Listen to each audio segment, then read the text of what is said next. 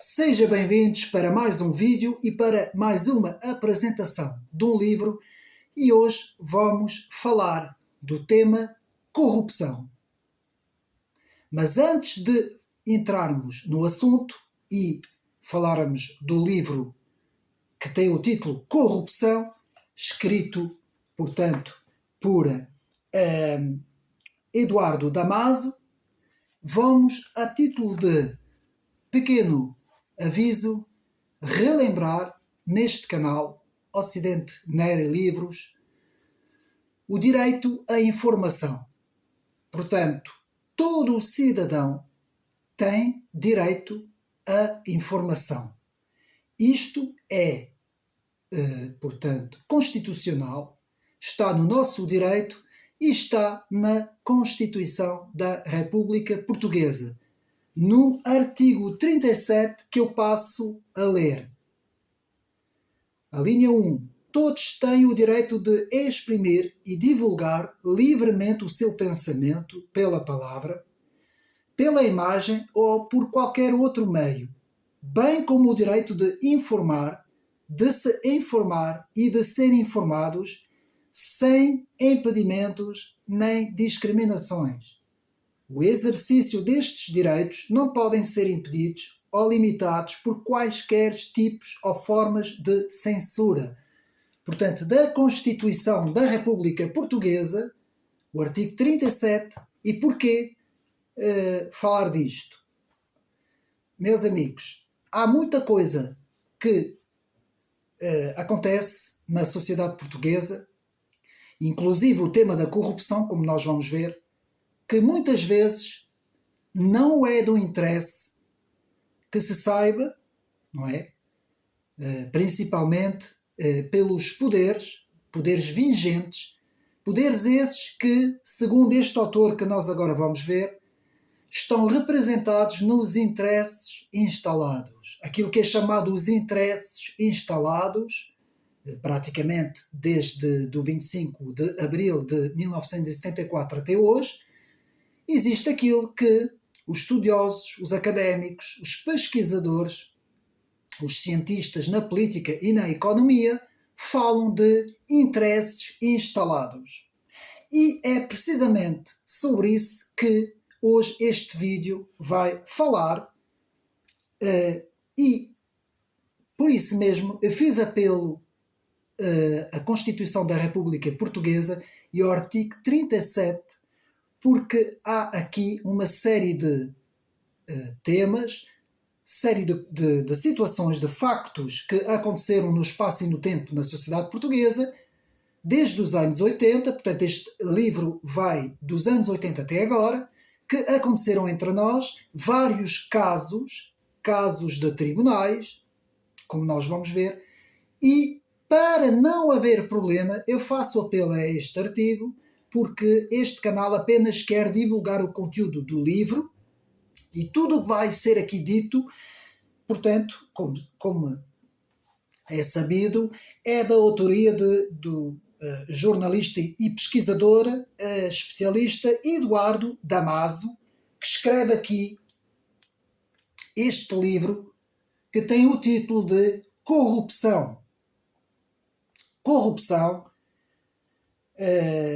tem aqui, portanto, a breve história do crime que nunca existiu.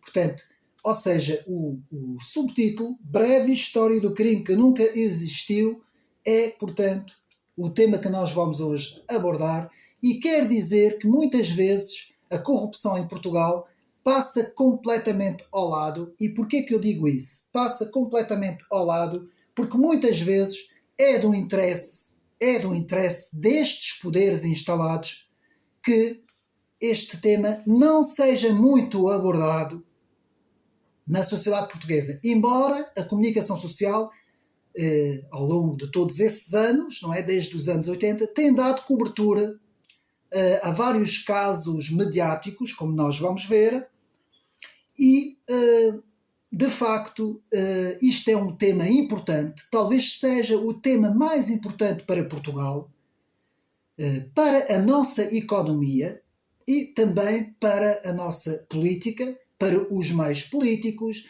e para que possa acontecer uma mudança nos setores, principalmente no que diz respeito à justiça em Portugal, nos setores principais da justiça e também no meio político, porque, como vamos ver, este livro, que tem o tema corrupção, faz uma relação entre o poder político e o poder judicial. E é nesta relação, nesses dois polos, o poder político e o poder judicial, que vai falar Eduardo Damasio no seu grande livro Corrupção, uma breve história do crime que nunca existiu, e devo de dizer que é um livro muito bem conseguido, um livro que tenta fazer o equilíbrio em termos político-partidários, não entra em partidarismos, e consegue-se entender ou subentender que o autor foca principalmente os poderes do arco da governação. Ou seja, os que nos têm governado desde 25 de Abril, como é sabido, principalmente o Partido Socialista e também o Partido Social Democrata. Mas, agora, do meu ponto de vista, e não do autor, do meu ponto de vista, penso que o Partido Socialista é o principal ator, eu repito, é o principal ator de tudo o que vai aqui ser dito e falado, porque é precisamente, se nós analisarmos todos os casos que aconteceram de 74 até 2024, embora este livro vá até, sensivelmente, 2018, 2019, ele vai até aqui, ele não vai abranger os casos que nós temos hoje, como é sabido o caso das gêmeas, o caso, portanto, do antigo primeiro-ministro António Costa, que se demitiu também por estar supostamente envolvido também, segundo a justiça, num caso de corrupção. Portanto, este livro não vai até aí, mas vai fazer, digamos assim, um apanhado dos principais casos que aconteceram em Portugal, como por exemplo o caso do BPN, o caso do BES e do Grupo Espírito Santo, o caso do BCP, portanto, a chamada face oculta, o processo face oculta, o processo Marquês, a Operação Marquês, basicamente são, e depois haverá muitos mais processos, alguns processos mais pequenos, alguns processos ligados à governação de Cavaco Silva e também de António Guterres, casos muito superficialmente, os casos de futebol, como o apito dourado, os casos bem conhecidos que tivemos no passado, que tiveram a ver com os fundos comunitários da União Europeia, tudo isso, portanto, Eduardo Damasio vai aqui falar, e eu quero fazer aqui este apelo. É importante o cidadão português estar informado. Muitas vezes o cidadão é informado pelos meios de comunicação. Os meios de comunicação muitas vezes apresentam, como eu disse, esses casos mediáticos de corrupção, mas muitas vezes o faz em termos mediáticos. Quando acontece, apresenta e depois não se ouve mais falar. E este livro aqui faz o resumo completo. E eu penso, e mais uma vez eu mostro, eu penso que é importante todo o cidadão português ter o conhecimento, porque nós somos contribuintes, nós contribuímos para a sociedade, não é? Como é sabido, e é importante todo o cidadão português saber muito bem o que é que acontece na sociedade, quais são os principais casos judiciais que nós vamos ver, e tudo o que acontece à volta deste tema corrupção, que é um tema, como eu aqui digo, um dos temas principais em Portugal. E eu fiz a análise do livro, eu retirei os apontamentos todos e vou aqui apresentar aos meus amigos do canal Ocidente Neri aqui este livro e este tema, que eu acho importante, embora este canal seja um canal de filosofia, de história, de literatura, de ciência política, principalmente ciência política, mas eu achei importante trazer este tema para os meus amigos e, mais uma vez, devo de parabenizar este autor, jornalista especialista na área da justiça, Eduardo Damasio, que nos faz aqui um excelente trabalho, um resumo completo. O livro não é difícil de ler, faz-nos aqui um resumo com um glossário no fim, com os vários casos de corrupção, como eu agora enunciei, e nos explica com um português bastante explícito, digamos assim, nos vai explicando aqui os vários casos conforme nós vamos andando dos anos 80 até chegar, como eu disse, mais ou menos até 2019, e nós então mergulhamos aqui num grande problema que tem acontecido em Portugal. E antes de abordarmos o tema, eu quero relembrar em termos da ciência política, em termos do direito e em termos da própria área da justiça, que nós temos três grandes áreas. Temos a área legislativa, a área executiva e a área judicial. E que estes três poderes, tanto aqui na Constituição da República Portuguesa, estes três poderes têm de ser independentes. Eles têm de ser independentes e não é isso que acontece, como nós vamos ver ao longo das várias décadas, não é isso que aconteceu em Portugal e é isso que nós temos, que o cidadão comum tem que perceber, que tem que haver uma independência absoluta destes três poderes e um poder não pode andar a reboque do outro, ou outro poder não pode estar subordinado a outro poder por meios de interesses instalados. E é precisamente isso que eu quero aqui abordar. Dito isto, dita esta pequena introdução, vamos então ao livro Corrupção, breve história do crime que nunca existiu. Escrito em 2019 pela editora Objetiva, tem 342 páginas, com introdução e uma pequena conclusão. Vamos então ao assunto. O problema da corrupção em Portugal. Então, o que é que aconteceu durante estas décadas, não é, até chegar aos dias de hoje? Quais são os principais itens, digamos assim, dentro da área da corrupção que nós podemos aqui enumerar sempre com base no livro de Eduardo Damasio. Tudo o que vai aqui ser dito é com base no livro de Eduardo Damasio. Mais uma vez, este canal não se opõe a ninguém, a nenhuma pessoa em particular, a nenhum ator, porque nós vamos aqui ver alguns atores, em termos políticos, económicos e em termos da justiça, não se opõe a ninguém, apenas vamos fazer aqui a apresentação do trabalho, relatar os factos de que Eduardo Damasio aqui nos explica. Então, o problema da corrupção em Portugal. Temos aqui 7 itens, existe muito mais, mas os 7 principais. Troca de favores, tráfico de influência, offshores, nós vamos ver isso tudo, paraísos fiscais, fraude bancária, fraude fiscal e faturas falsas. Meus amigos, estes são apenas 7 itens que retirei do trabalho, porque há muito mais. Mas tem havido esta situação ao longo destas décadas e até podemos agora enumerar mais algumas, que eu vou agora aqui continuar a dizer, e tem acontecido isso no meio político, no meio económico, no meio fiscal e no meio judicial.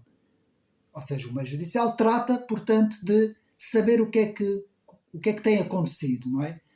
Então, favorecimentos por cargos políticos e empresariais, agora vou denominar outros fatores, prendas, luvas e decisões políticas, corrupção ativa, corrupção passiva, poder legislativo e a sua relação com o combate à corrupção, que é isso que nós vamos ver, desvios de fundos comunitários, subornos e ministros, secretários de Estado e altos funcionários envolvidos em casos de corrupção. Então, podemos dizer, dito isto, que podemos dizer que são crimes, como diz no primeiro capítulo, vamos entrar no primeiro capítulo, crimes de 10 milhões de vítimas. Aqui os 10 milhões referem-se à população portuguesa. Porque todos nós somos contribuintes, todos nós contribuímos para a sociedade portuguesa, todos nós exercemos o nosso direito de voto, não é? Quando acontecem as eleições, e todos nós participamos, temos uma participação cívica na sociedade e temos de saber o porquê que existe toda esta corrupção e o que é que acontece e porquê que existe uma série de processos que são arquivados, como nós vamos ver, que são prescritos, são arquivados. Porquê é que isto acontece no meio político português? E nós vamos então agora ao conteúdo do trabalho. Então, na página, na introdução, temos dezenas de processos. O BPN, Monte Branco, a Operação Furacão, Face Oculta, a obscura compra dos submarinos, a Operação Marquês, a Operação BES, GES, tudo isso, meus amigos, tem acontecido ao longo dos anos. Portanto, a aplicação da lei só se faz sentir sobre pessoas de estatutos sociais e profissionais mais baixos. E eu vou frisar aqui esta frase. A aplicação da lei só se faz sentir de forma forte, não é?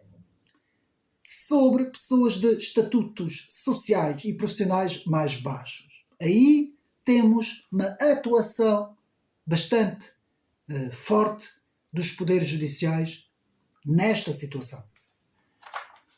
Como alguns elementos das forças policiais, funcionários das câmaras ou do fisco, apanhados a receber prendas. Página 11. Crime de gente graúda, é a palavra utilizada por Eduardo Damasio, crimes de gente graúda sempre são arquivados. Meus amigos, página 12. Só aqui eu podia fechar o livro, digamos assim, fechar aqui o estudo e íamos todos embora, porque isto aqui é a ideia central de todo este trabalho, é porque, e é a pergunta que o cidadão deve fazer, porque os crimes de nível mais baixo, em termos de posição social e económica, muitas vezes têm grandes penalidades. E porque podemos dizer que crimes de gente graúda, o que é gente graúda? Gente que tem posições altas na sociedade, posições essas políticas, económicas, sociais, e que muitas vezes, por serem figuras públicas, por serem, a maior parte deles, políticos, muitas vezes sabemos até em exercício, não é? Muitas vezes essas pessoas parecem ser intocáveis. E nós temos o caso de muita gente que anda livre na sociedade portuguesa e que tem uma série de processos em curso, digamos assim. Nós não vamos falar dos processos em curso, porque esses processos, além de não é este o foco do livro, também não nos interessa aqui, mas interessa-nos saber porquê que existe, ou parece existir, esta impunidade na sociedade portuguesa. Então, a primeira pergunta que nós levantamos. E chegamos então na página 14, o que é a corrupção em Portugal? Quem a protagoniza e como se materializa na governação e na vida cotidiana dos portugueses? Página 14. Os desvios dos fundos comunitários, os perdões fiscais de Oliveira e Costa, por exemplo, as desrapagens nas obras públicas e a produção maciça de faturas falsas criaram uma cultura de impunidade. Página 15. Atenção, eu vou falar aqui de muita coisa que vem dos anos 80, 90. Há aqui muita coisa que hoje, como é sabido, o povo português é esquecido, não é? Muita gente não se lembra, mas aqui Eduardo Damasio nos vai relembrar o que é que aconteceu e tudo isso, como nos diz o autor, criou uma cultura de impunidade. Cultura de impunidade. Ou seja, só é punido, como eu disse, aqueles que fazem pequenos delitos. Os grandes empresários políticos, as pessoas que estão em grandes negociatas, digamos assim, muitas vezes parecem estar debaixo de uma suposta impunidade, não é? E nós vamos ver aqui no trabalho de Eduardo Damasio. Portanto, o objetivo deste trabalho, o livro, é denunciar uma histórica manipulação da justiça e do direito por uma parte do poder político para enriquecer e, ao mesmo tempo, construir os seus castelos de impunidade. Isto agora são as palavras do próprio, portanto, Eduardo Damasio. Página 15. Contam-se pelos dedos de uma mão as situações em que a justiça foi eficaz com pessoas influentes. Meus amigos, reparem naquilo que acabei de dizer. Conta-se pelos dedos os casos em que a justiça foi eficaz com pessoas influentes. Página, portanto, 15. Portanto, 5 grandes momentos de produção da corrupção e da sua impunidade. Na página 15, nos fala Eduardo Damasio. 5 grandes momentos. E já vamos ver. Os desvios de fundos comunitários entre 1986 a 1988 nunca foram verdadeiramente estudados. Página 15. Meus amigos, a pessoa que está aqui à vossa frente a apresentar o livro teve uma experiência nos anos 80 que corrobora, digamos assim, exatamente as palavras deste autor. E eu vou explicar isso mais para a frente. Então, o financiamento partidário, argumento para pedir dinheiro aos empresários, lógica de cumplicidade, prescrições em massa de processos nos anos 90 e um poder legislativo especializado em criar crimes de aplicação impossíveis e retardatários, como foi, por exemplo, no caso do tráfico de influências, página 16. Eu vou tentar ler devagar, meus amigos. Faço questão para nós entendermos muito bem aqui as palavras do autor.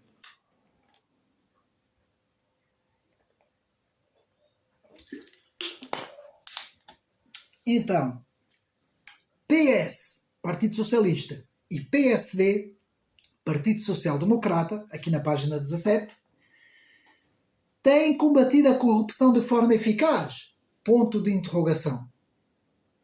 O PS avançou no Parlamento com um estatuto para o Ministério Público que tentava diminuir e retirar a autonomia orçamental para os meios de combate à corrupção e colocá-los na dependência de organismos de nomeação política.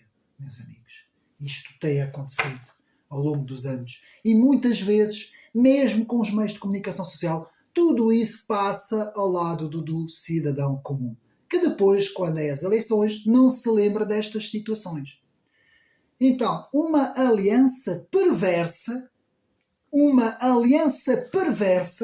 entre PSD e PS, por vezes também com o CDS, não é? Nós estamos a falar dos anos 80 e 90, que ao longo dos 40 anos, com uma ou outra exceção, bloqueou totalmente a ação judicial. Página 18. Isto é as palavras de Eduardo Damasio, mais uma vez eu repito, é a investigação do Eduardo Damasio e a lei da Constituição da República. Nós vamos então mergulhar em toda esta informação. Portanto, a criação de uma cultura de corrupção, que corrói o Estado de Direito. Não é? O Estado de Direito. Dinamita a igualdade de oportunidades e destrói a legalidade, o único meio de defesa dos cidadãos. Porque o único meio de defesa dos cidadãos é este, é a legalidade, é o direito do cidadão. Página 18. Página 18. Então, os cidadãos têm o direito, os contribuintes, eleitores, utentes, na parte de saúde, de saber como se decidem e concretizam os negócios do Estado. Porque nem este é um direito que nós temos, saber o que é que acontece nas negociatas do Estado. Página 18. Tem o direito a exigir que sejam transparentes e justos. Portanto, o cidadão português, o cidadão comum, tem o direito em saber e quer e deve exigir transparência e justiça. Portanto,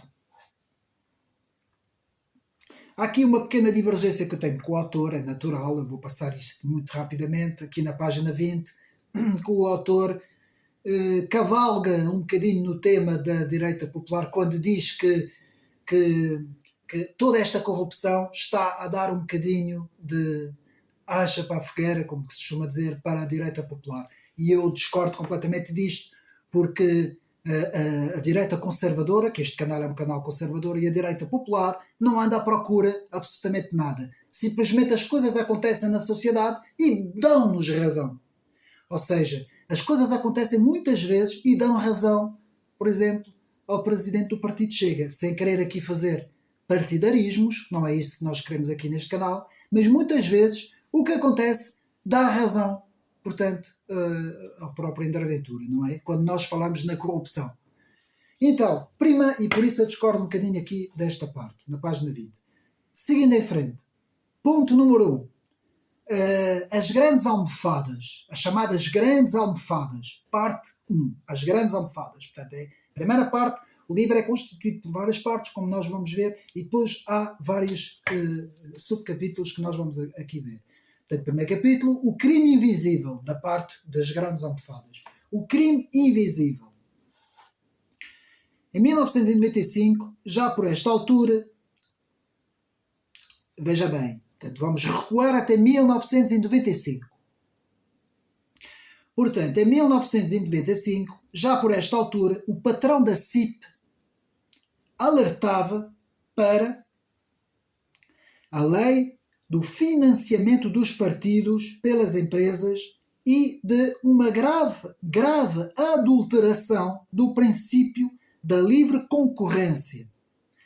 Quem pagava luvas trabalhava, quem não pagava ficava sem trabalho e, no limite, falia.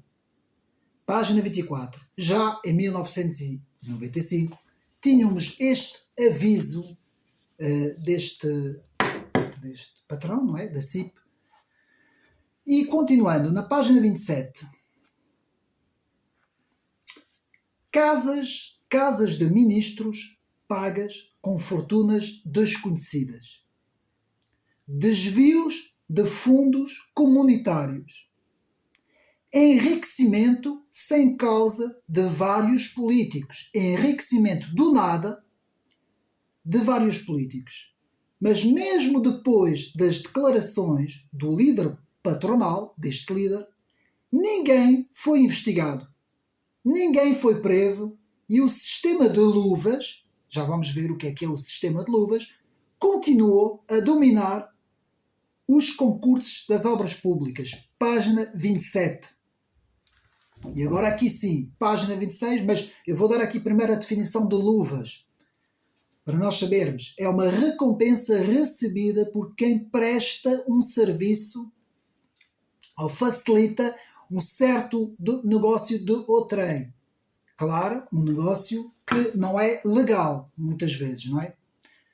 Então, o sistema político do chamado Centrão, e nós agora vamos aqui ver como isto tem uma grande importância, este sistema chamado Centrão, PSD, PS, CDS, na altura CDS, que estava junto com o PSD, não é? Criou, a partir dos anos 90, uma má relação partidária, a partir dos anos 90, com o sistema de justiça. Essa dinâmica estava, de certa forma, ligada ao mundo dos negócios. Página 29. No final do século XX,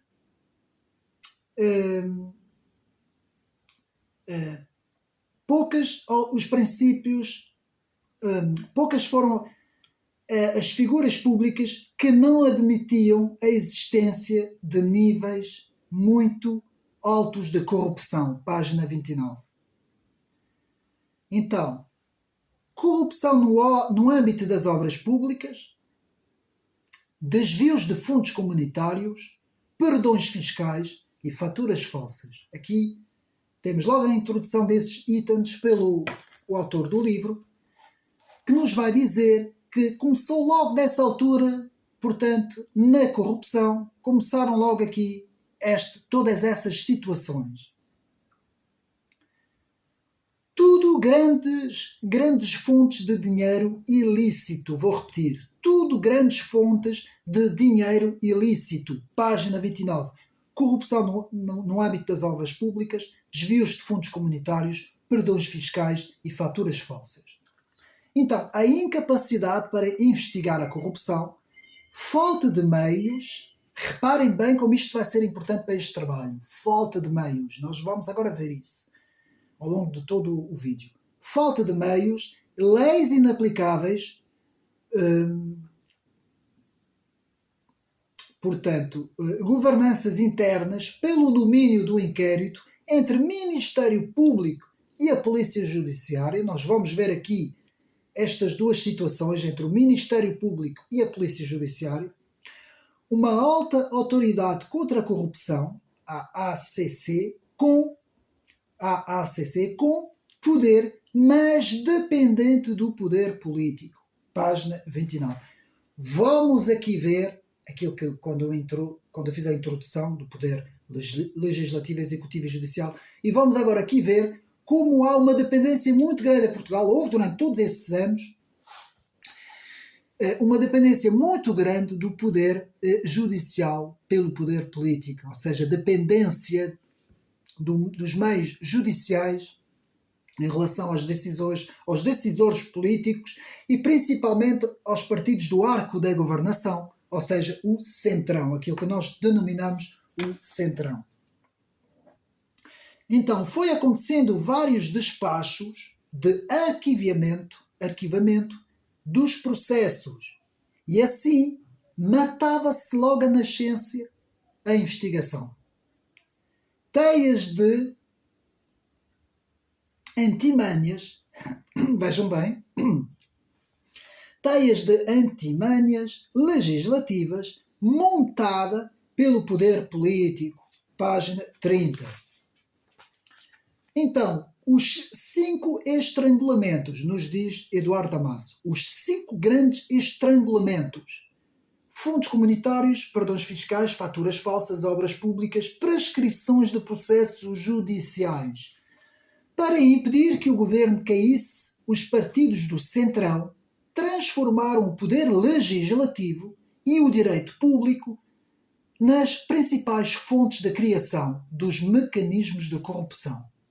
Para evitar as consequências destas 5 situações, os partidos criaram tipificações de crimes inaplicáveis, com, por exemplo, tráfico de influências, o branqueamento e a participação económica em negócios, mantiveram o Ministério Público e a Polícia Judiciária com meios limitados. Vou repetir.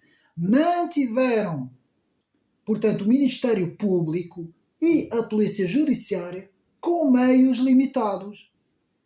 Alimentaram discretamente influências nos tribunais superiores. Portanto, Eduardo Damasio. A verdadeira fonte do combate à corrupção, mesmo 30 anos depois, está na decisão política de dar ou não meios ao Ministério Público e à Polícia Judiciária. Para mim, esta é uma das principais ideias centrais do trabalho. Porque não se esquecendo que este trabalho, como eu disse, faz o resumo dos anos 90 até agora. E para mim esta é uma das principais ideias centrais do trabalho.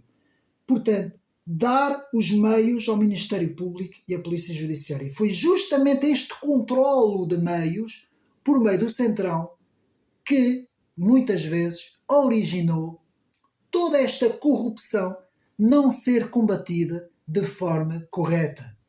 Então, vamos continuar. Tudo isto arrastou a justiça para um descrédito difícil de superar e foram o grande empurrão para a sofisticação dos mecanismos de corrupção e da sua proteção, que à entrada do milénio estavam já fortemente enraizados no coração do sistema político e financeiro português. Página 31. Tudo isso criou a chamada cultura da impunidade. Esta cultura da impunidade que temos hoje. Portanto, hoje nós temos esta cultura. Vemos aqui muitas personagens, que eu não vou dizer, não vale a pena dizer os nomes, que parecem ser impunes, que já se sabe que provavelmente os seus processos vão ser prescritos, não é? E se calhar essas pessoas até vão falecer e muito depois é que, muito antes até de haver prescrições dos processos, não é? Quer dizer, isto é uma coisa isto é uma coisa de loucos, não é? Como é que isto acontece? Como é que isto pode acontecer num país como este, não é? Então, o chamado bloco central dos interesses instalados. Bloco central dos interesses instalados, página 33. Portanto, há muito que se usam grandes princípios jurídicos, como a presunção da inocência. Vou repetir. Há muito que se usam grandes princípios jurídicos, como a presunção da inocência ou a proteção da privacidade. Então, presunção da inocência e proteção da privacidade são dois grandes meios utilizados muitas vezes para que nada seja feito, nada possa ser feito. Então, para censurar críticas ou denúncias e bloquear investigações jornalísticas e judiciais. Portanto, eu vou repetir, a presunção da inocência, a proteção da privacidade, o que é que muitas vezes ela faz? Impede a censura, impede as críticas, impede as denúncias, bloqueia as investigações jornalísticas e judiciais. Estão a ver? Isto tem acontecido ao longo das décadas, meus amigos. Portanto, isto não faz só referência a um caso ou outro. Isto tem acontecido em várias situações. Então, a corrupção tem no poder legislativo o seu mais forte aliado. E eu vou repetir isto. Página 34. A corrupção tem no poder legislativo, que vai legislar as leis, o seu mais forte aliado. Pois está claro. É através dele que se produz a manipulação do direito público para atingir, digamos assim, fins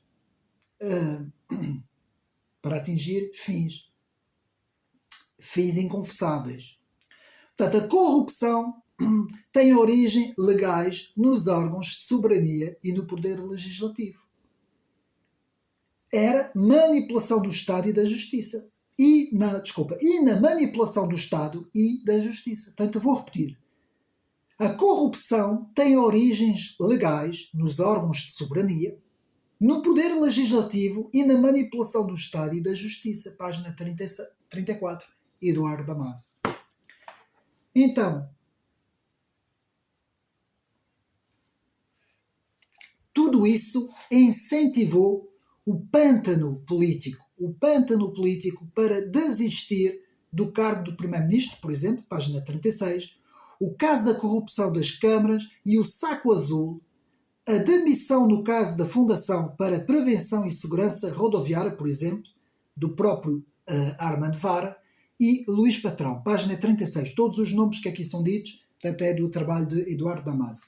Então, relembramos o próprio Durão Barroso, que no seu mandato fugiu para Bruxelas, deixando para trás 3 escândalos, como o de Isaltino Moraes, página 36, referências ainda ao processo Portugal, que envolvia 3 membros do seu governo e as relações com o Grupo Espírito Santo, GES. Portanto, relembramos também Cavaco, Guterres e Barroso, que fugiram dos escândalos, nunca estruturaram políticas de combate aos conflitos de interesse, à corrupção, ao tráfico de influência e ao financiamento ilegal dos partidos, página 37. Nestas investigações do GES, Grupo Espírito Santo, que nasceu de um abate ilegal dos sobreiros, para quem se lembra, para dar lugar a um complexo turístico em Benavente, foi descoberto um filão de escândalos que ia da primeira versão do CIERS às manobras para construir o Casino de Lisboa. Vejam bem, página 36. Nós vamos aqui dar muitos casos, aqui é só para lembrar de todas essas coisas que aconteceram em Portugal, não é? Então, o reinado do arquivamento. Vejam bem, o reinado do arquivamento. O arquivamento foi o destino e resultado corrente dos inquéritos da criminalidade económica e financeira na Justiça durante 30 anos, que se seguiram ao 25 de abril de 1974, página 39. Como as investigações não avançavam, ninguém era detido para ser interrogado. Esta situação criou o pântano na Justiça até aos dias de hoje. Portanto, como podemos ver, página 39. Faziam-se buscas para recolher informação, a documentação amontoava-se e os processos ficavam parados, por vezes décadas, na fase da investigação, acabando por prescrever. Eu vou repetir isto. Página 39, nas palavras de Eduardo Damasio. Faziam-se buscas para recolher informação. A documentação amontoava-se aos montes e os processos ficavam parados, por vezes décadas, na fase de investigação, acabando por prescrever. Portanto, a Polícia Judiciária e o Ministério Público não dispunham de meios. Página 39, meus amigos. Num Estado de Direito e numa governação que quer fazer o combate à corrupção, a primeira coisa que deve-se fazer é dar os meios necessários ao Ministério Público e os meios necessários às polícias da investigação, que neste caso é a Polícia Judiciária, não é? Portanto, tem que se dar os meios aos atores. Atores aqui, portanto, são as pessoas que estão no terreno, não é? Para que essas pessoas possam efetuar as investigações. Ora, quando o poder político, o poder central, os partidos do arco da governação, controlam estes meios, de maneira que estes controlam, exato, os meios, de maneira que não haja meios suficientes para, digamos assim, estes órgãos, não é? Órgãos da justiça, digamos assim, poderem atuar, então o que é que acontece? As coisas não acontecem. Os processos acabam por prescreverem, não é?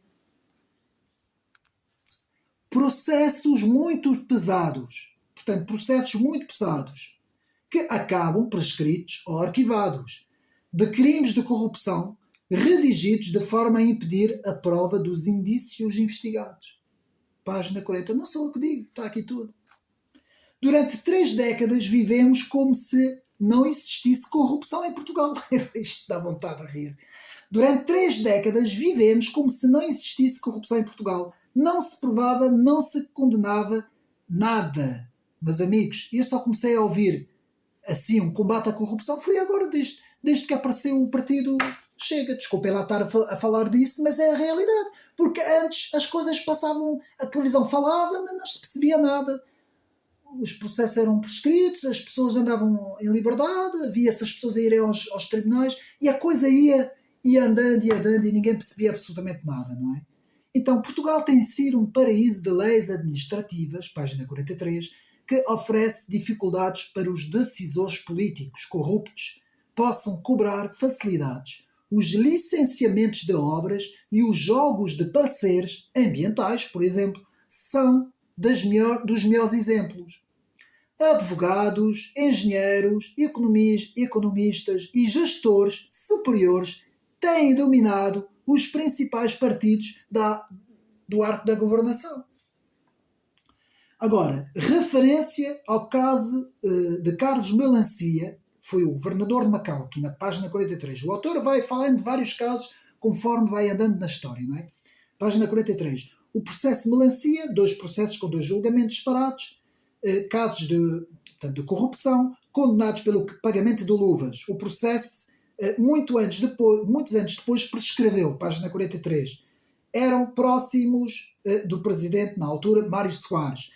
Ligado à construção do aeroporto de Macau, o chamado caso Melancia foi assim o primeiro grande símbolo da incapacidade judicial em furar uma complexa teia jurídica. Página 44. Portanto, o caso Melancia, primeiro caso mediático na TV privada. Portanto, aqui o autor está-nos a dar aqui o exemplo. Portanto, comissões de professores catedráticos de Lisboa e Coimbra, principais instrumentos da própria corrupção, que não permitiam obter resultados na investigação.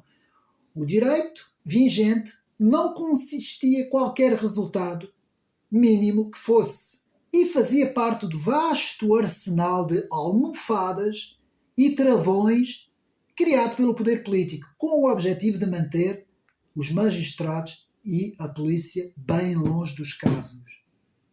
Investigação do autor, meus amigos. E agora, a arte de anular a lentidão da justiça matava todos os anos milhares de processos por nulidade, gerados com a ultrapassagem dos prazos. Vejam bem, página 47. Os casos de crimes económicos persistiam, representando a prenda de milhares de milhões de euros para a economia portuguesa. Página 47. E agora sublinhei aqui esta passagem, meus amigos. O trânsito sucessivo dos processos pelos recursos para os tribunais da relação e para o Supremo consumou aquilo que se tornou, já no século XXI, uma verdadeira doutrina estratégica para os arguidos influentes e ricos negarem, contestarem, vitimizar, litigiar até a eternidade. De eternidade em eternidade. Vejam bem. Página 48. E agora, a verdade dos números. Nos anos 80 e 90, a corrupção era um crime que oficialmente nem sequer existia em Portugal. Era completamente ignorado. Página 48. Não havia redes sociais, não havia nada. O povo era completamente submisso àquilo que a comunicação social apresentava, não é? Então, processos finalizados em tribunais de primeira instância passou de 9 em 1986 para 46 no ano 2000. Página 49.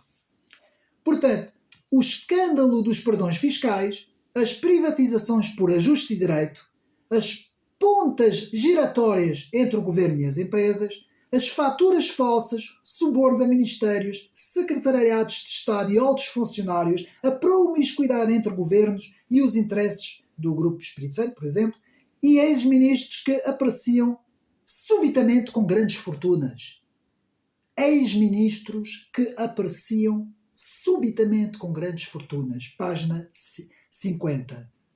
E ainda os casos do mega processo de corrupção na classe média, o famoso caso dos laboratórios farmacêuticos, em que médicos eram agraciados com prendas milionárias pelas empresas.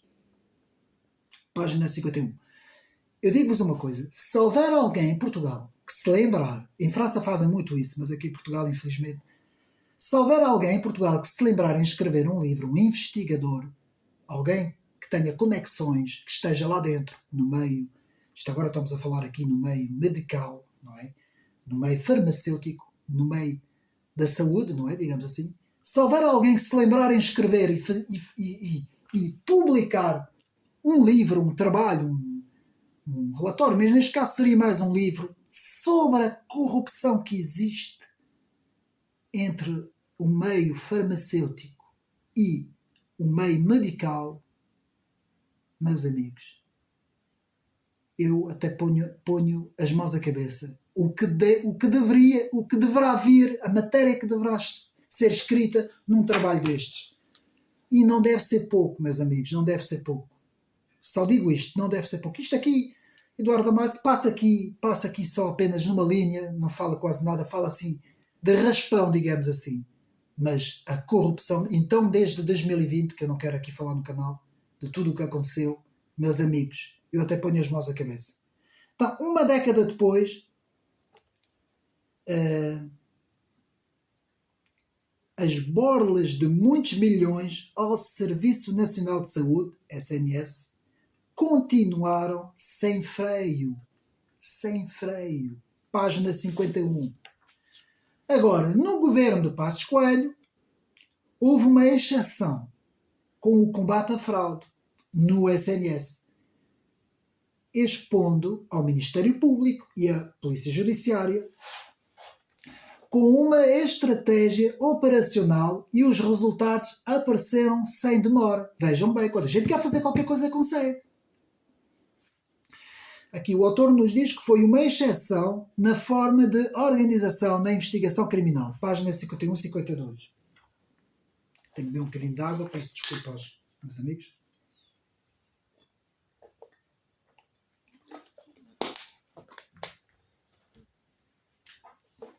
Então, a corrupção é um tipo de crime sem vítima e sem rosto, pois ambas as partes, corruptor e corrompido, retiram proventos e são os bens públicos e a sociedade os atingidos pelas práticas corruptivas.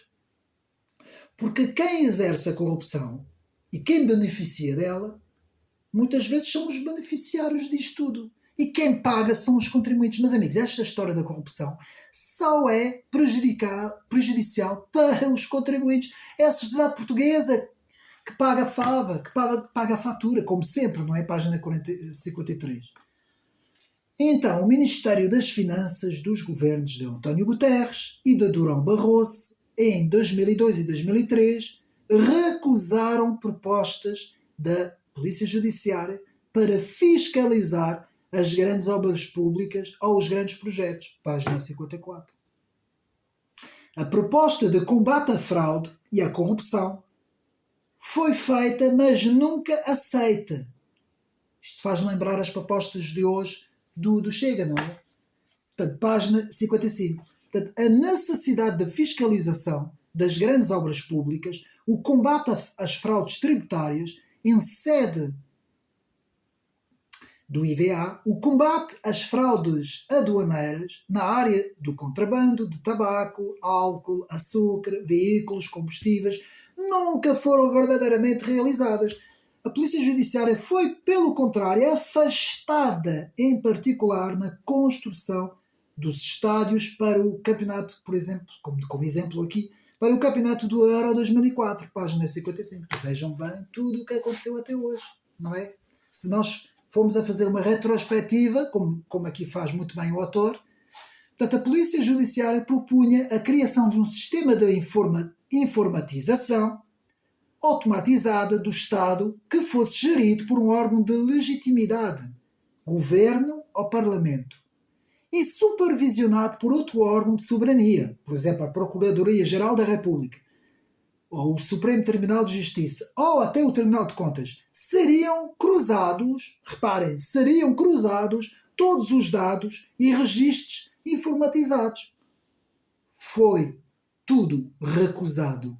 Página 57.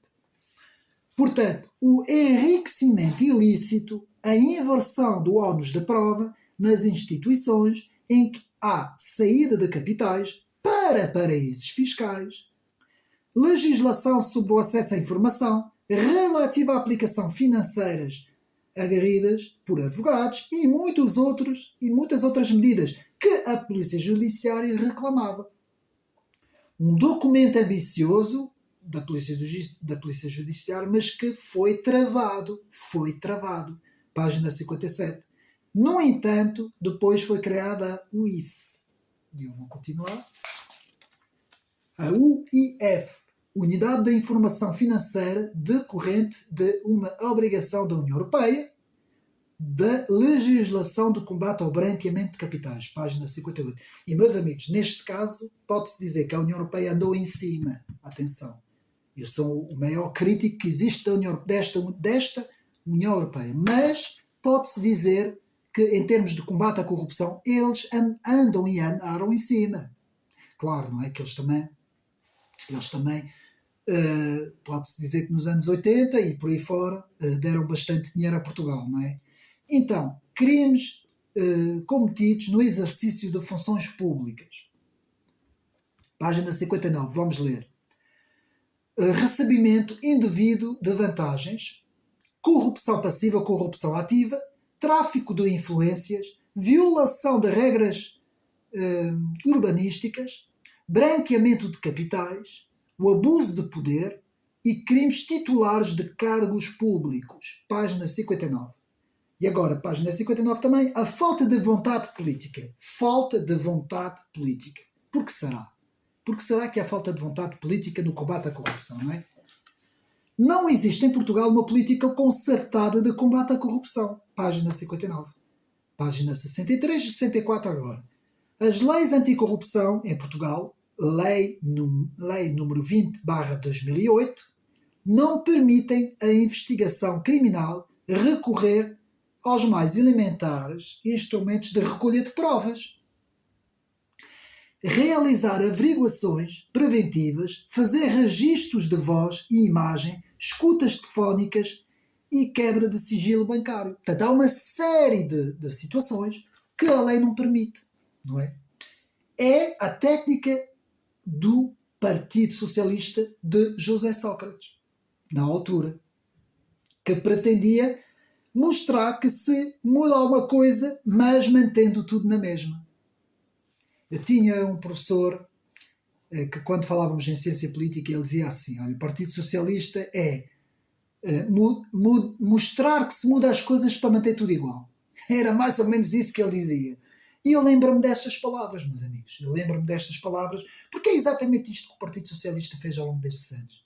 Não mexeu uma palha contra o combate à corrupção. Antes, pelo contrário, protegeu, repito, protegeu todos os seus atores. E não sou eu que o digo, toda a gente diz, toda a gente sabe. Portanto, fez-se uma nova lei para que se diga que nada se fez, que é o normal, não é? Página 64. Portanto, Portugal tem níveis de corrupção muito perigosos que o colocam sempre no grupo dos países mais vulneráveis.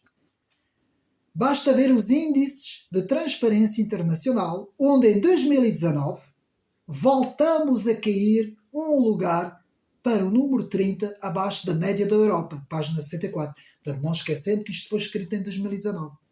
Portanto, nós já estamos em 2024, não é? Então, continuando. 3 diplomas vetados. 3 diplomas vetados. Página 65. A regulamentação da representação de interesses, o chamado lobbying, o Estatuto dos Deputados e o novo regulamento dos impedimentos e incompatibilidades de cargos políticos e altos cargos públicos. Os grandes processos, como o das parcerias público-privadas, as PPPs, ou da Caixa Geral de Depósitos, estiveram vários anos parados por falta de inspectores. Página 66. Voltando aqui aos 3 diplomas, portanto, a regulamentação dos interesses dos lobbyings, os estatutos de deputados e as incompatibilidades dos cargos políticos a cargos públicos. Foram todos votados. Todos. Agora, o chumbo do pacote Cravinho, chamado pacote Cravinho, João Cravinho, pelo PS, página 68. Portanto, isto são os vários exemplos que o autor nos está a dar. No governo do PSD, de Passos Coelho, inverteu-se o ciclo de negação da importância do combate à corrupção. Página 70. Porquê vocês pensam que o Passos Coelho foi logo despachado? Porque ele tentou fazer alguma coisa. E eu não estou aqui a defender o governo de Passos Coelho nem o PSD, não é? Mas nessa altura eles tentaram fazer alguma coisa. Então, tem o mérito de ter recolocado, portanto, no governo de Passos Coelho, tem o mérito de ter recolocado o Ministério da Justiça onde devia estar, realmente, fora da interferência do direito de investigação criminal. Exatamente, página 70. Portanto, no governo da Geringonça, verificou-se um agravamento e uma regressão, vejam bem, quando a esquerda mete a pata, é o que acontece. No governo da Geringonça, verificou-se um agravamento e uma regressão à corrupção. Não teve estratégia de combate à corrupção e estagnou as políticas de combate à corrupção em Portugal, página 70. Meus amigos, a esquerda e a extrema-esquerda, Bloco de Esquerda, PCP, PAN, LIVRE e o Partido Socialista, ou grande parte do Partido Socialista, nunca quiseram que houvesse combate à corrupção, meus amigos. E quando esses partidos da esquerda e da extrema-esquerda vêm falar do lucro, eu lembro nos anos 90 e 2000, principalmente nos anos 90, que o Francisco Louçã vinha sempre a falar dos lucros das grandes empresas, que ele vinha a falar disso. Isto é para pôr a orelha nos olhos, porque a verdadeira corrupção sistémica entre interesses instalados do governo e as áreas públicas, não é? Das grandes empresas públicas, isso eles nunca falam. Porquê? Porque eles estão metidos até ao pescoço, eles têm interesses lá dentro, estão a perceber? E por isso a esquerda é, no que respeita à corrupção, meus amigos, a esquerda é hipócrita, é a maior hipócrita que existe. Desculpa ela eu estar a dizer isso, mas eu tive que desabafar. Portanto, nas últimas 3 décadas, isto não tem nada a ver com o autor, atenção, é a opinião minha. Portanto, nas últimas 3 décadas houve 3 grandes casos de corrupção em Portugal. 3 grandes casos nas últimas décadas.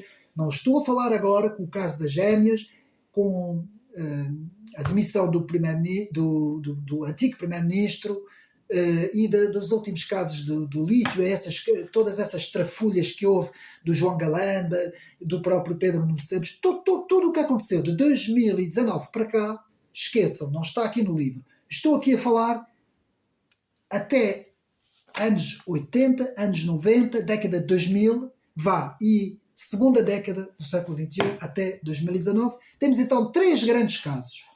Operação Marquês, processo face oculta, esse então foi demais, foi quase tudo arquivado, e o caso GES e BES, Grupo Espírito Santo e Banco Espírito Santo, página 72.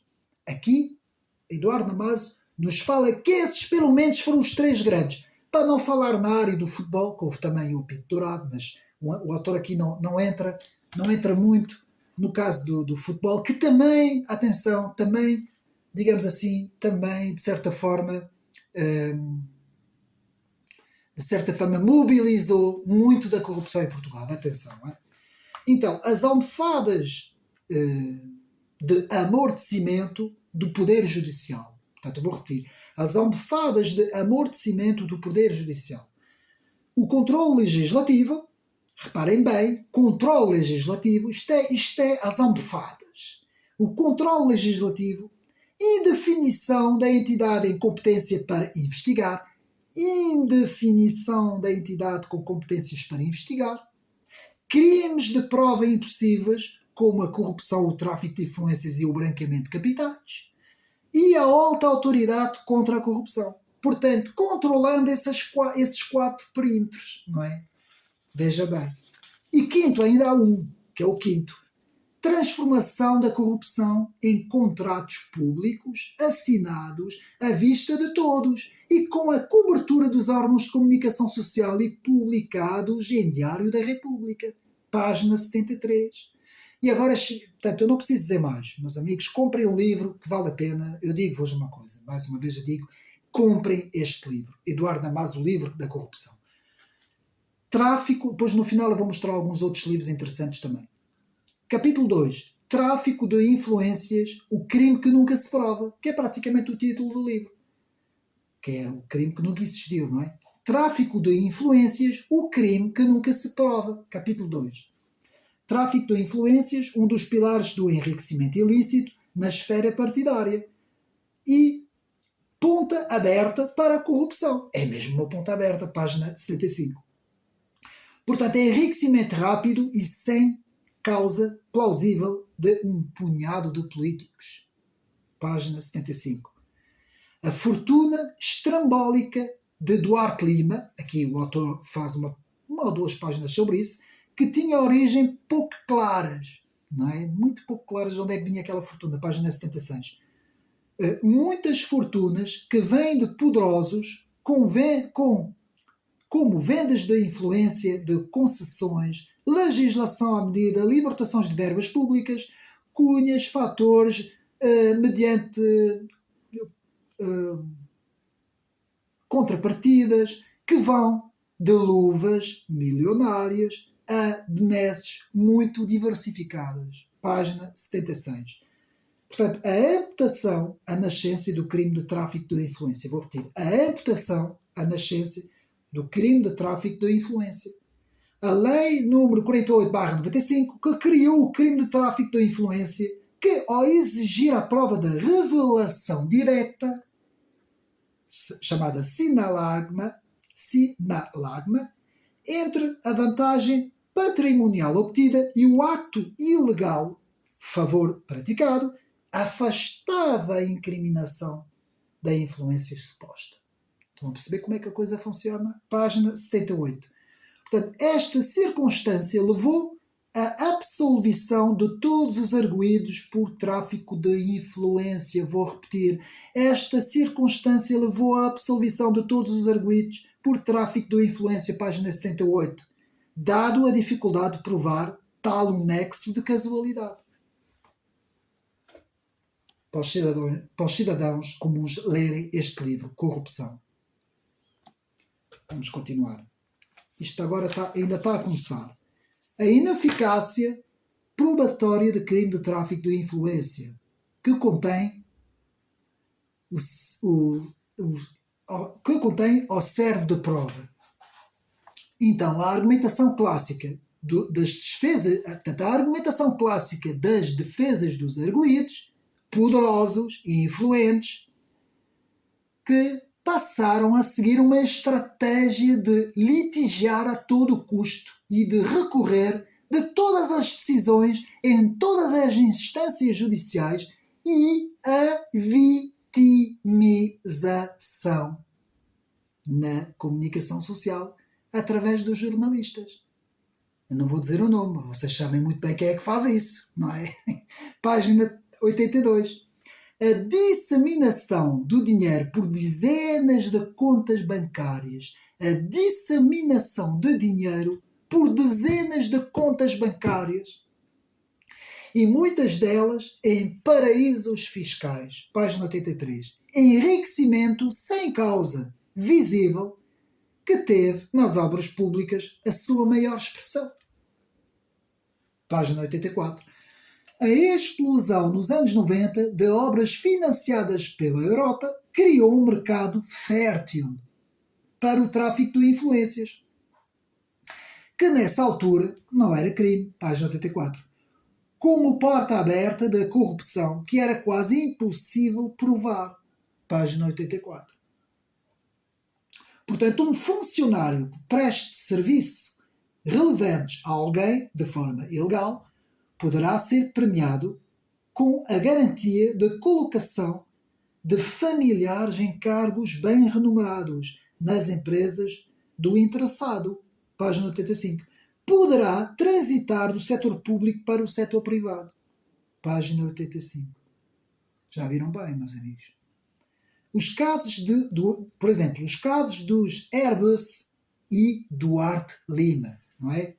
Tráfico de influência, padrão de conduta política dominante, página 87-88, os limites do sistema de investigação português foram travadas e o processo arquivado. Não, tantos processos arquivados, meus amigos.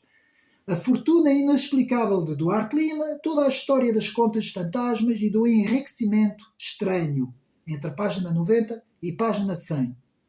A Suíça, país da Suíça, era tido como um paraíso para ocultar capitais, página 97.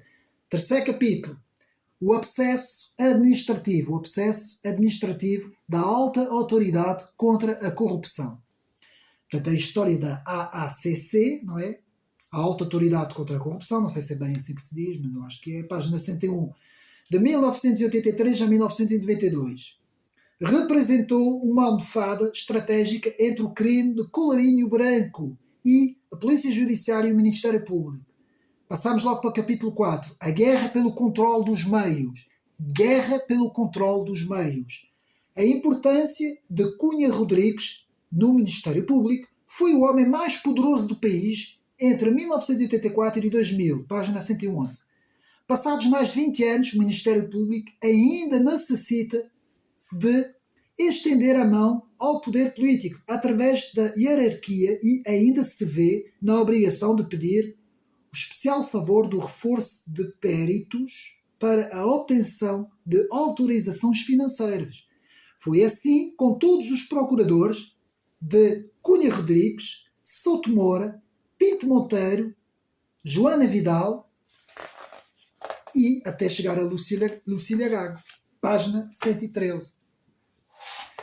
Portanto, jamais as zonas opacas do chamado Bloco Central, ou zonas escuras do chamado Bloco Central, dos interesses fortemente instalados nos centros dos poderes dos partidos que dominavam o arte da governação, PSD-PS, os simples mesmos, consentiram que a justiça investigasse crimes que pudessem pôr em causa o status quo político e económico. Página 119. Cunha Rodrigues, Souto Moura, Pinto Monteiro, Joana Marques Vidal, todos se viram perante o dilema de pedir mais recursos para o Ministério Público. Reparem bem, todos tiveram o mesmo problema, confrontaram-se com o mesmo grande problema, falta de meios. Porque será? Então não é o governo, não são os governos, os vários governos, não é? Na altura, que tinham que dar estes meios, que têm que fornecer os meios ao Ministério Público e, por exemplo, à Polícia Judiciária, não é? Então onde é que está o dinheiro dos contribuintes que nós pagamos, não é? Para que serve o dinheiro dos contribuintes, não é? Então, tanto nas investigações que tinha de passar a mão estendida junto dos governos, a mendigar, como se fosse mendigar. O caso do apito dourado, como eu disse, página 130, que levou à detenção na altura, não é, do Major Valentino Loureiro e de uma dezena de altos dirigentes do futebol na arbitragem e federação, 20 de abril de 2004. Um mês depois foram afastados os coordenadores da investigação e o diretor da Polícia Judiciária. Um mês depois. Aqui. Página 130. Quem quer aprofundar, está aqui tudo. A criação do DIAP, não é? Em 1998, que passou a ter a competência da Coordenação Nacional da Criminalidade mais grave, página 131. Passou a ser a nova fronteira entre a guerra do poder político e a guerra do poder judicial. Entre o poder político e o poder judicial. Agora, a falta de condições das instalações da TSIAP, em página 132 e 183. Mas, amigos, eu li isto, não fazia ideia. Não fazia ideia que havia tanta falta mesmo nas próprias estruturas, não é? Infraestruturas. Como é que é possível? Como é que é? Eu, sinceramente, não consigo entender. Por mais que eu tento.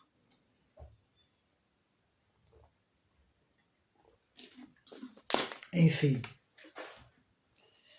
Portanto, a descoberta de novas redes de corrupção na emissão de cartas de condução e licenças para Ubers, outras redes, novos casos de corrupção do futebol, na saúde, nas Forças Armadas, investigações às parcerias público-privadas e a gestores da Caixa Geral de Depósitos avançaram todas muito, mas mesmo muito lentamente. Página 138. Como é que é possível? Eu às vezes, eu leio, estudo, vejo essas coisas todas e eu como um cidadão comum, eu penso, como é que é possível isto? Como é que não existe uma entidade reguladora, uma fiscalização, uma fiscalização que fiscalizasse o prazo dos processos? E cujo objetivo dessa entidade, não sei se existe ou não, eu desconheço, o direito não é a minha área, não é? Que fizesse uma fiscalização sobre como são feitos os processos, os vários processos, como é que são geridos os processos. Eu não consigo perceber como um cidadão comum, eu faço-me essas perguntas todas, mas nós vivemos o quê? Numa república das bananas? E depois a comunicação social não diz nada, não faz nada, não limitam-se a fazer... a dar coisas que não interessam a ninguém. Eu não consigo entender. Eu faço essas questões todas, não é? A reforma do sistema judicial não depende dos juízes, dos policiais ou dos procuradores, nem do sistema judiciário. Depende do sistema político e do poder legislativo e executivo. Página 138. E por isso é que é importante. Votar é importante. Saber conhecer a política é importante. Percebem? Porque são eles que comandam. Número 2. Parte 2 do livro. Agora já vimos a parte 1, agora vamos à parte 2. Os grandes assaltos. As 5 causas do pântano. Parte 2. Capítulo 1. Perdões fiscais. Perdões fiscais. A impunidade construída a partir da lei. Vejam bem o título. Vejam bem o título. A impunidade construído a partir da lei. O fisco é o pântano por excelência. Eu vou repetir. O fisco é o pântano por excelência, página 141. O fisco é historicamente um dos terrenos mais férteis para a instalação de uma cultura da corrupção, página 142. O caso do BPN, como é sabido, viria a transformar-se num dos maiores escândalos financeiros e políticos, com o desaparecimento de cerca de 7 mil milhões de euros e uma nacionalização em 2008 que teve custos exorbitantes para o erário público. Página 145. Não sou eu que digo, é a realidade das coisas. O poder do fisco estava nas mãos dos chefes das repartições, donos e senhores de presunções de rendimentos a tributar, muitas vezes feitas consoante a cara dos contribuintes. Isso gerou verdadeiros máfias de fisco, página 157. Portanto, o caso de Oliveira e Costa, página 154, 155, 156 e 157. O processo Aveiro, Connection, processo judicial da pantanosa, portanto, processo judicial da pantanosa realidade dos perdões fiscais, página 158. Capítulo 2, da parte 2, fundos comunitários, os milhões roubados com a autorização do Estado. Portanto, os milhões roubados com a autorização do Estado. Entre 1986 e 2013, Portugal recebeu 53 mil milhões de euros para o FSE, Fundo Social Europeu. Agora estamos a recuar para trás. E para a FEDER, Fundo Europeu do Desenvolvimento Regional, página 173. Entre os primeiros anos, de 1986 a 1989, evaporaram-se e criou-se fortunas privadas ou engordaram outras que já existiam. Página 163. Página 165. O Estado quase deu luz verde para a fraude de milhões que Bruxelas enviará. Milhões que, no essencial, eram distribuídos em função de ações de formação que nunca se realizaram. E eu agora vou-te falar aqui de uma coisa que eu disse que eu ia dizer. Esperem-se só um bocadinho. Eram recrutados formandos que recebiam pequenos pagamentos e assinavam folhas de presença. Folhas de presença fictícias. Toda a documentação, professores e formandos, frequentadores das ações, eram enviadas para a DAFSE, Departamento de Assuntos do Fundo Social Europeu, que mandava então pagar. Página 165. O Estado português não quis investigar esses casos por uma razão muito simples. Seria obrigado a devolver o dinheiro recebido aos cofres de Bruxelas. Assim acabou por fechar os olhos e muita gente enriqueceu com isso. Página 167. O caso de América Morim, um processo que prescreveu sem dar... Bem, mas antes de ir aí, meus amigos, eu tinha para aí 17 ou 18 anos, não me recordo. Eu sei que fiz parte de uma ação de formação profissional desses fundos comunitários e durante meses e meses e meses e meses eu chegava lá, assinava um livro de ponta, um livro, não é? Os chamados livros, na altura eram aqueles livros que se assinavam, os livros não sei qual era o nome daquilo, se eram os livros de ponta, não é? Assim que acho que se dizia. E que a gente assinava e depois ia-me embora. Chegava lá às 4 da tarde, assinava e vinha-me embora. E no fim do mês davam-me um cheque. Nunca fiz nenhuma ação de formação profissional. E eu pôde-me a pensar como é que isto é possível e como eu conheço uma série de gente que aconteceu o mesmo. Agora, para nós termos a noção das coisas, como elas são. As prescrições, os crimes dos subsídios mostram como se encarava mais um ciclo de impunidade em Portugal, bem como se alargava o fosso entre os portugueses que tinham muito e os que não tinham quase nada. Página 167. Capítulo 3. Faturas falsas quando o regime abanou. A área das obras públicas e o inevitável relacionamento entre o Estado e as empresas de construção transformou num verdadeiro baú para os grupos de interesses instalados nos aparelhos partidários. Página 185. O caso das faturas falsas é uma história de gigantescos sacos azuis que servem para pagar tudo e em grande escala. Campanhas eleitorais, corrupção de funcionários, obras particulares, obras públicas e tudo mais que fosse oculto. Página 186.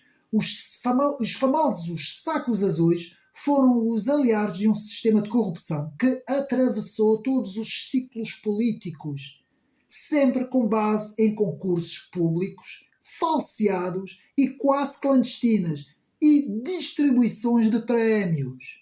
Página 186. Capítulo 4. Obras públicas. A economia do saco azul.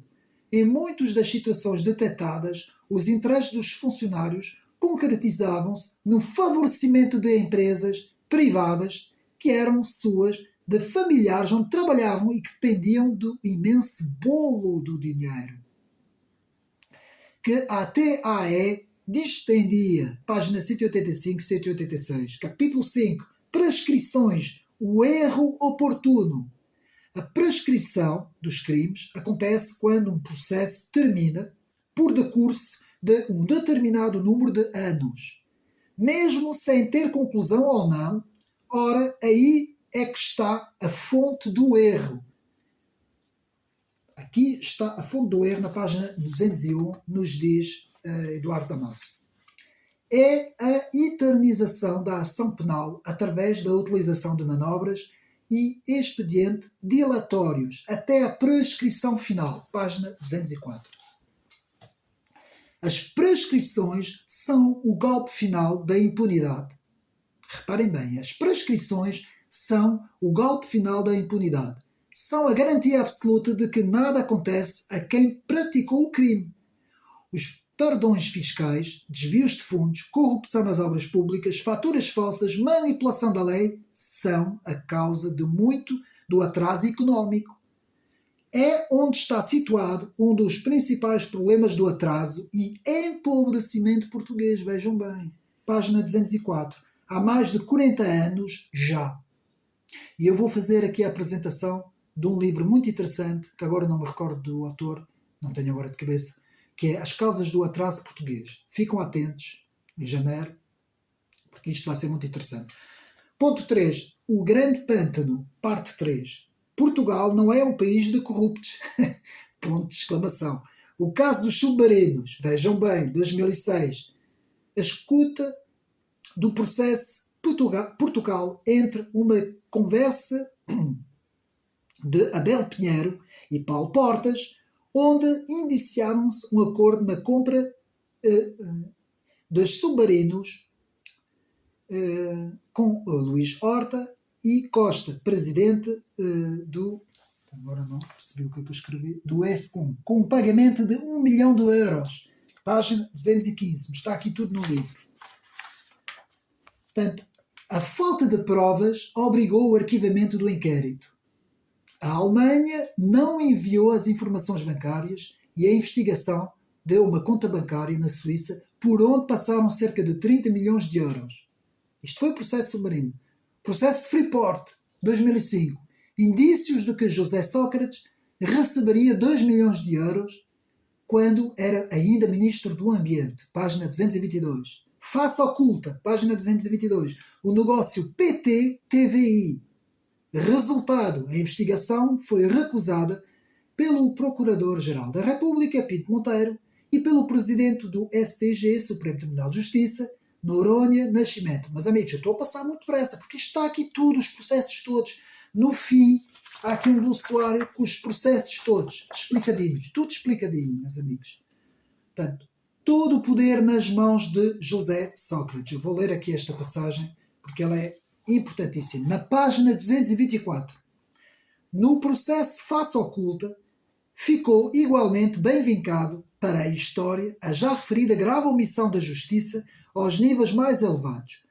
Uma omissão que tem a assinatura do então Procurador-Geral da República, Pinto Monteiro, e do Presidente do Supremo Tribunal de Justiça, Noronha de Nascimento, pelo punho desses dois magistrados, foi impedida pura e simplesmente a investigação do já referido negócio PT-TVI, pelo qual passava a compra da TVI e o controlo da esmagadora maioria dos títulos da imprensa portuguesa. Sócrates queria ter tudo na mão. Comprava a TVI através da PT, mandava comprar o público, porque fazia manchetes que influenciavam os outros, como disse Vara nas escutas. E também a Cofina, detentora de títulos como o Correio da Manhã, Sábado, o Jornal de Negócios, controlando ainda os meios de comunicação social do Estado. Ficava com um poder enorme nas mãos, um poder que nunca ninguém teve em Portugal e que imitava a estratégia de Berlusconi em Itália, não é? Sócrates escapou às condenações de Freeport e da Face Oculta, mas não Armando Vara, página 223. Portanto, na Face Oculta, as empresas EDP, Refer, REN, CPIPT, que estiveram envolvidas. Portanto, a corrupção ao mais alto nível.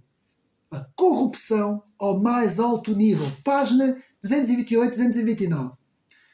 A desqualificação pública que fizeram dos investigadores do processo, polícias e procuradores de Aveiro e do próprio juízo da instrução, assim como desacerto e a morosidade na apreciação dos indícios, não são compatíveis com uma ideia de transparência e integridade que deve nortear a ação da justiça. Neste caso, a justiça das instâncias mais altas desceu à arena partidária para ajudar os amigos da política e os seus pares na alta condição dos elevados destinos da República, contra a imprevisível justiça da primeira instância. Esta fatura abriu um grave precedente que demorará uma eternidade a reparar. Criou a ideia de que as investigações de corrupção só podem chegar até um certo nível. Quando muito ao nível de ministros, mas nunca daí para cima. A forma como os dois mais importantes magistrados do país retiraram Sócrates da investigação representou um golpe profundíssimo no princípio da igualdade entre portugueses face à justiça. Foi-nos dito que a justiça só pode manipular ao mais alto nível e que a impunidade é uma reserva de direitos especiais só para alguns. Estão a ver? E agora aqui o caso do João Bernardo, detido por suspeita de fraude à CGD, ao Novo Banco e ao BCP, suspeito de crime como burla agravada, fraude fiscal e branqueamento de capitais. Tudo na página 241 a 246.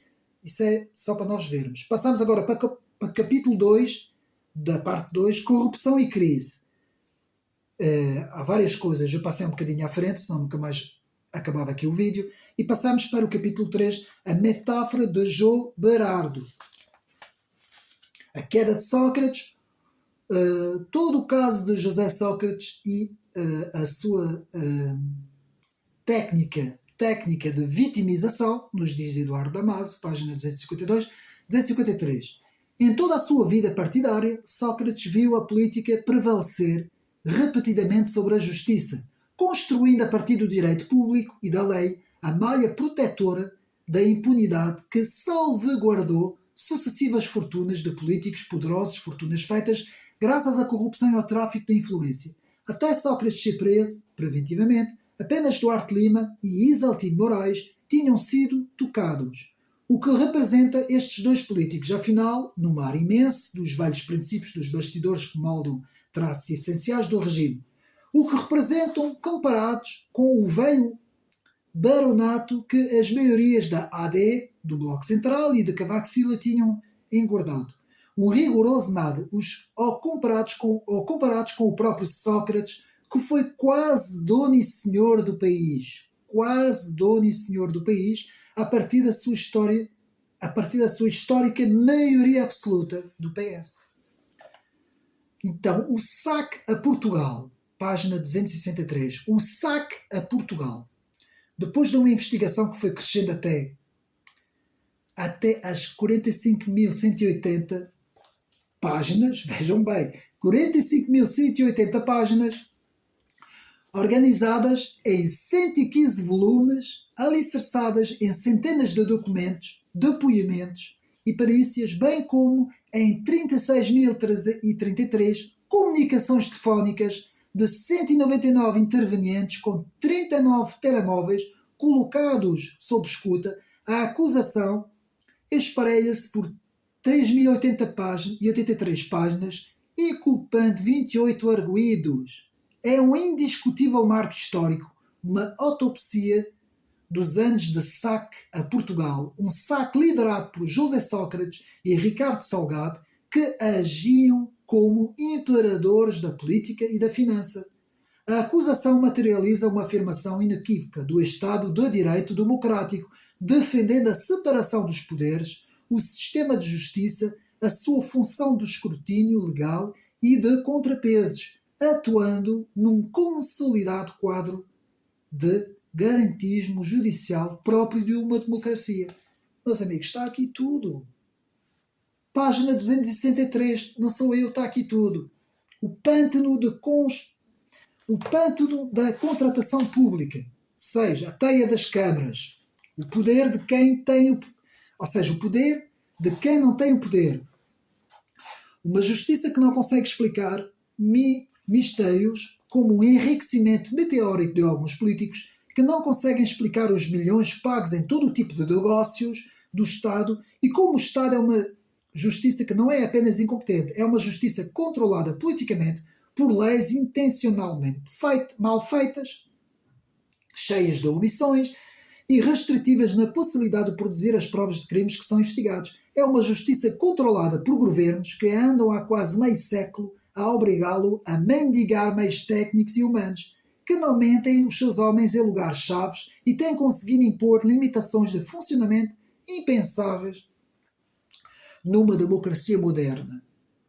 Portanto, aqui vemos todos os nomes, aqui são do livro, atenção, é a investigação de Eduardo Damasio aqui do livro. Portanto, Isaltino Moraes, Duarte Lima, Oliveira Costa, Sócrates, Armando Vara, Berardo, Zé Albava, Henriques Granadeiro, Nuno Vasconcelos e Ricardo Salgado, como vimos, são apenas os rostos mais visíveis desta galáxia de dinheiro sujo que alimenta há mais de 40 anos uma boa parte da vida política e pública de Portugal.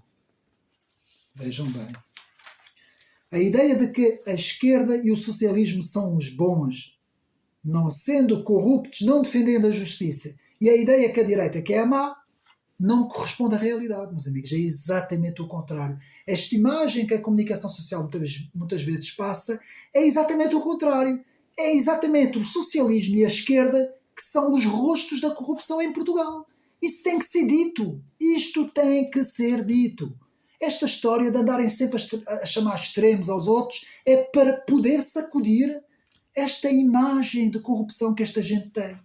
Então, os monopólios, os grupos de interesse, as parcerias público-privadas, como negócios confusos, as adjudicações dos serviços jurídicos, consultorias através de contratos altamente complexos, tudo isso contribui para o estrangulamento da justiça. Página 297. Quando a justiça não dá em nada, quando a justiça não dá em nada, é a palavra que tem vindo, é a conclusão. Ao longo de todos esses anos, a justiça não dá em nada.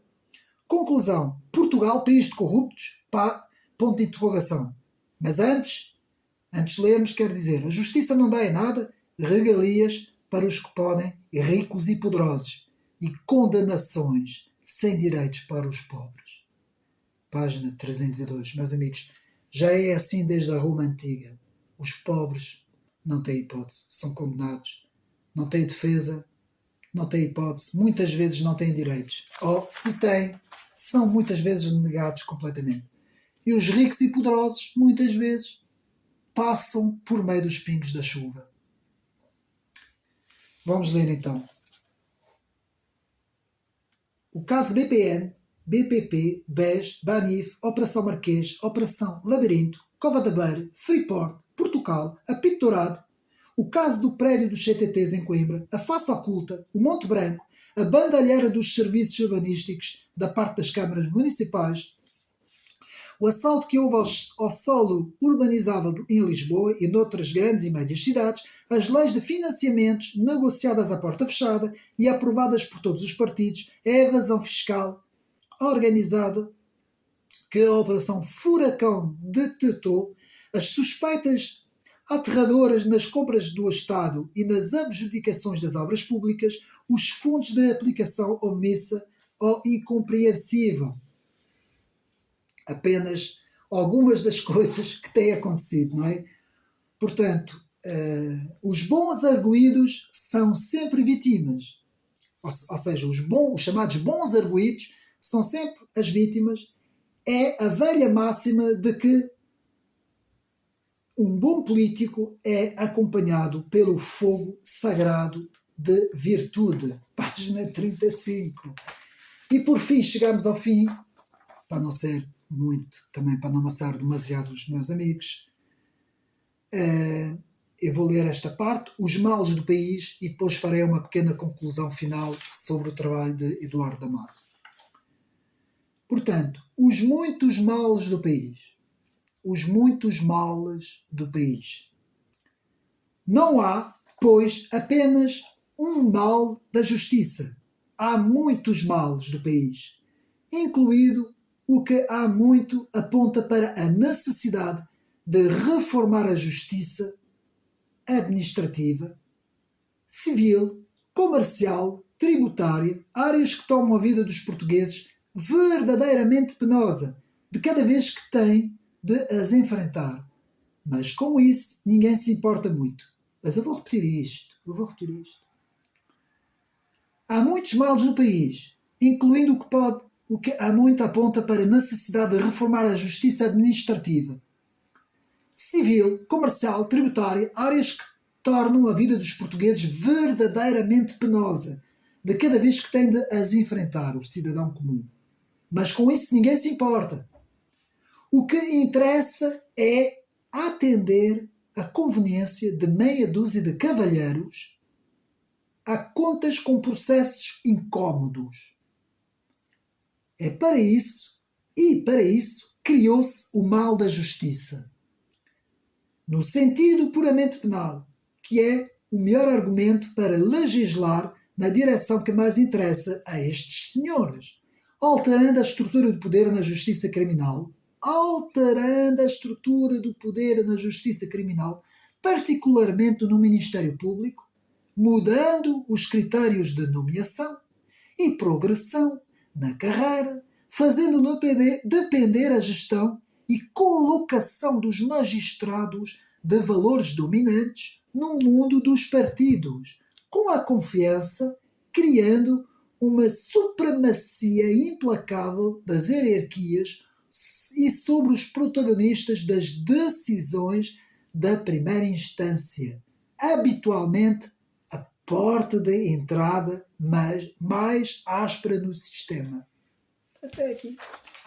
Qual é a conclusão, meus amigos? Qual é a conclusão de tudo isto? Tudo acabamos de falar e fiz apenas um pequeno resumo, porque o livro tem muito mais, eu mostro. O livro é muito completo, tem muita coisa. Na parte final há um glossário que eu tenho aqui, que eu tirei fotocópias para mim. Um glossário grande com todos os casos, todos os principais processos e casos de corrupção em Portugal. Até aqui o livro. O livro é muito interessante, meus amigos. Vale a pena a compra deste livro. Ele está à venda nas livrarias. Qual é a grande conclusão? Eduardo Damasio nos diz o quê?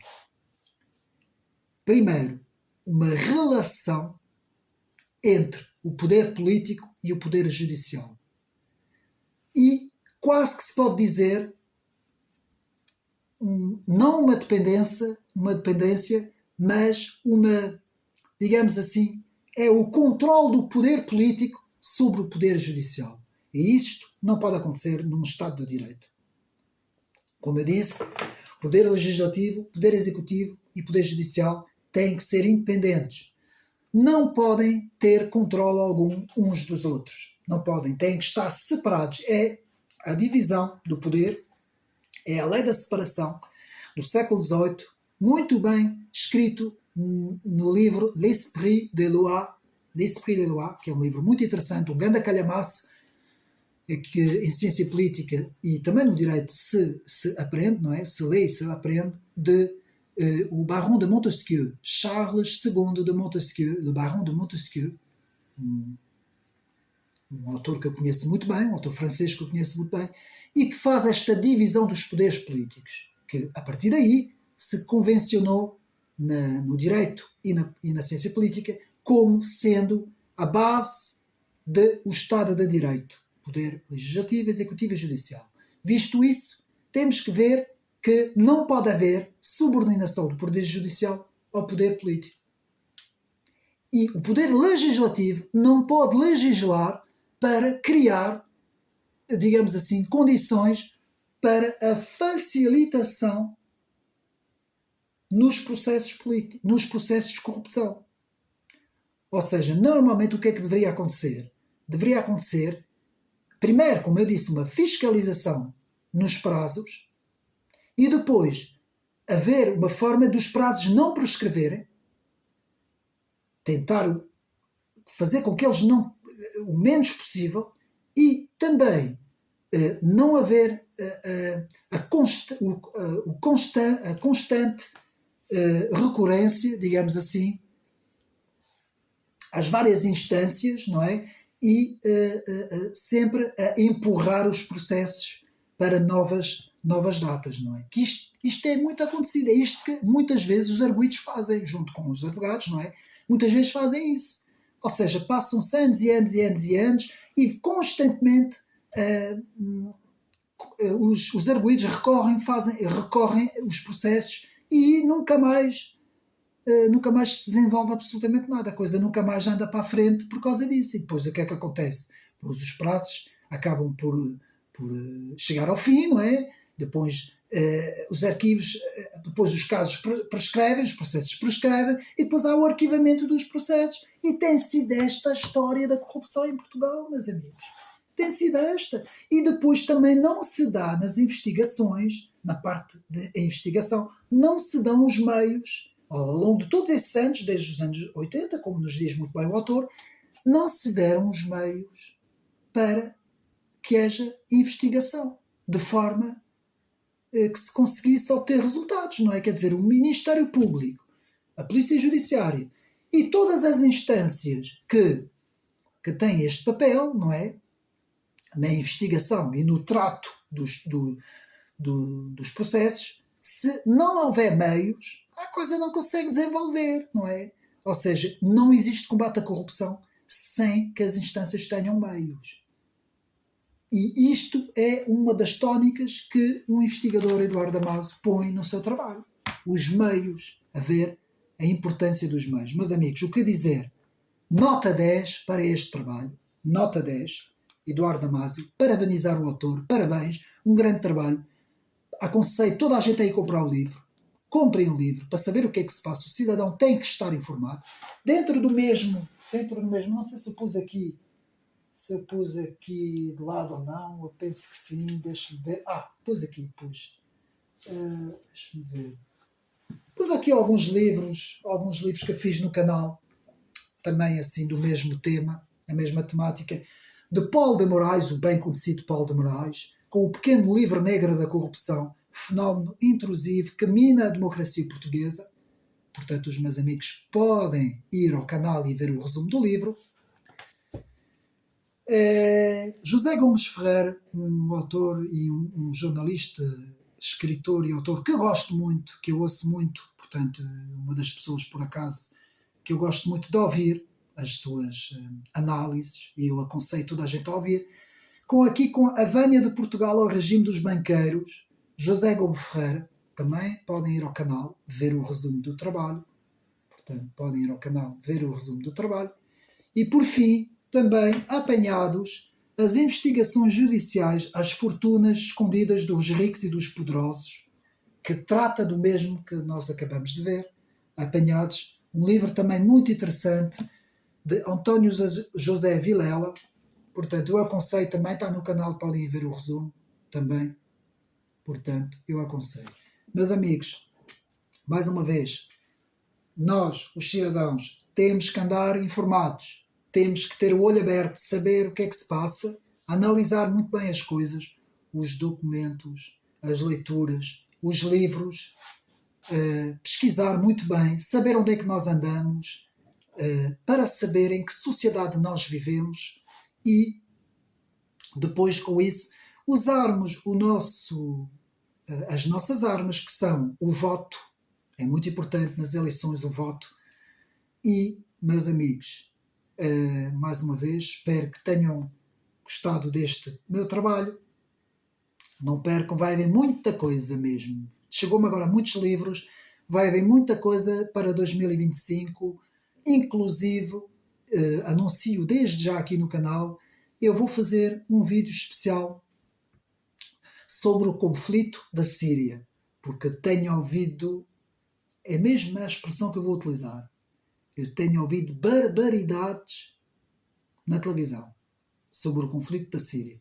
E para nós percebermos todos os atores, não percam, não sei se será o próximo vídeo ou não, mas em princípio será, e depois vamos ter também a história de Portugal, o grande livro de Diogo Freitas do Amaral, que eu tenho aqui. Vamos fazer, portanto, a análise do trabalho, a análise completa da Lusitânia Portugal.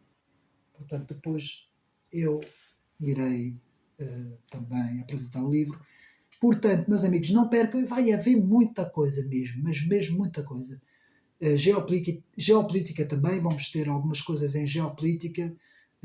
Um livro do Roger Scruton também, muita coisa vamos ter que nos espera também. As causas do atraso português também. Não percam, porque a biografia de Alain de Benoit e também a decadência do Ocidente, Oswald Spengler, também um grande autor. Portanto, não percam os próximos temas do canal Ocidente Neri Livros. Um abraço e até uma próxima.